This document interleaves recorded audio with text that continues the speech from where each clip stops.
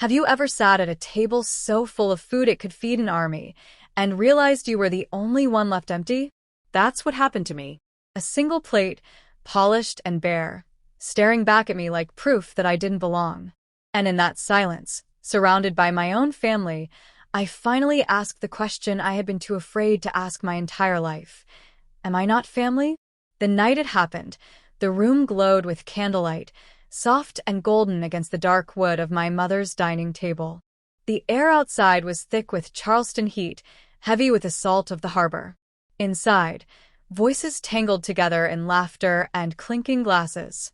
But at my end of the table, there was only silence.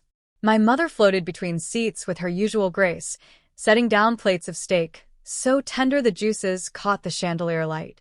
First for my sister, Alara. Then for her husband. Then for their children. Each serving delivered with a smile that looked like devotion carved into porcelain. And then nothing. The tray grew lighter, her hands emptied, but when she passed me, my place stayed untouched. Just the shine of an empty charger, mocking me. I looked down at my fork and knife, perfectly aligned, waiting for food that wasn't coming. The roast chicken from earlier had gone cold. It wasn't hunger that knotted my stomach. It was something heavier. Something I had carried for years. My aunt, bless her, noticed. Her voice cut through the noise. "Vivian, didn't you make a plate for Marin?" My mother's smile never wavered. Her tone was almost cheerful. "I only served for family." The words were soft. Too soft. Like silk wrapping around shards of glass. Around the table, forks paused. Conversations died midair. My sister Alara smirked, her hand resting on her husband's arm as though she had just won some invisible contest.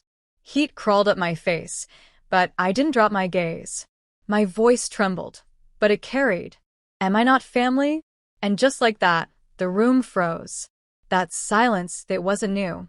It was the same silence I'd felt years earlier, after my father collapsed in our backyard when I was 14. One minute he was trimming the hedges, the next gone. My mother's grief turned sharp and practical. "We'll manage," she said. And we did, because I managed. I took shifts at a dusty bookstore while other kids studied or cheered at football games. I counted registers, paid for groceries, balanced bills. Meanwhile, Alara, only 12 at the time, was spared. She was the baby, as if 3 years' difference made her untouchable. She kept her allowance. She kept her afternoons. I kept us afloat.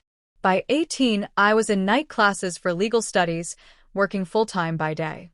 Alara? She got a ticket to art school, tuition, supplies, rent, all covered by Mom. And when I asked why, the answer was always the same. Because Alara needs more. You're stronger, Marin.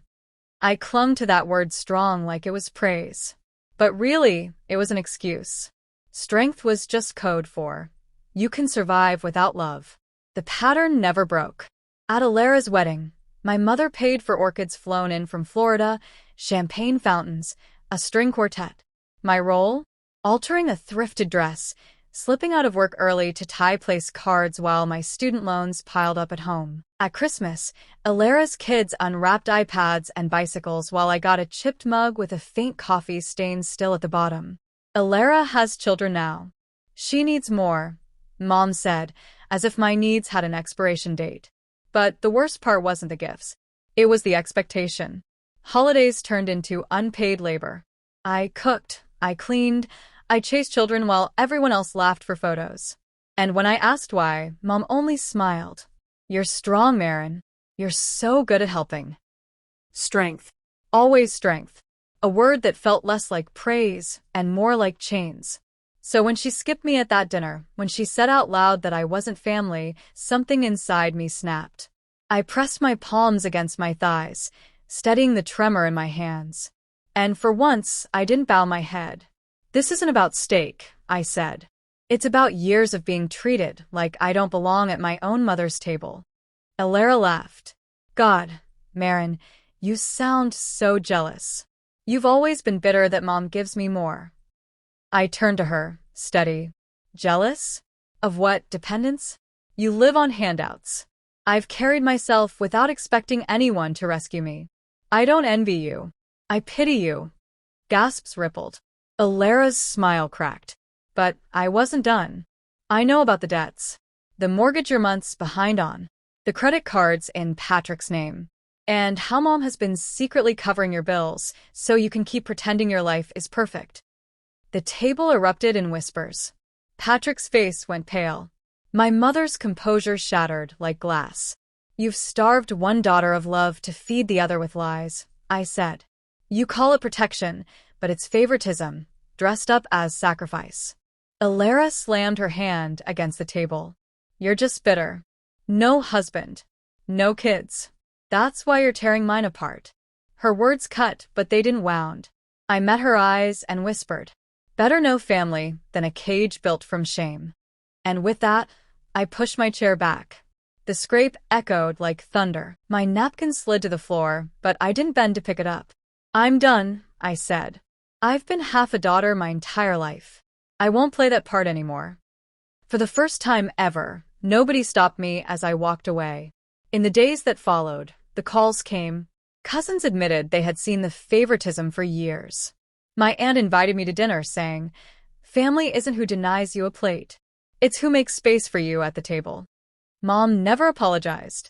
Alara ran to social media, playing the victim. But I didn't care.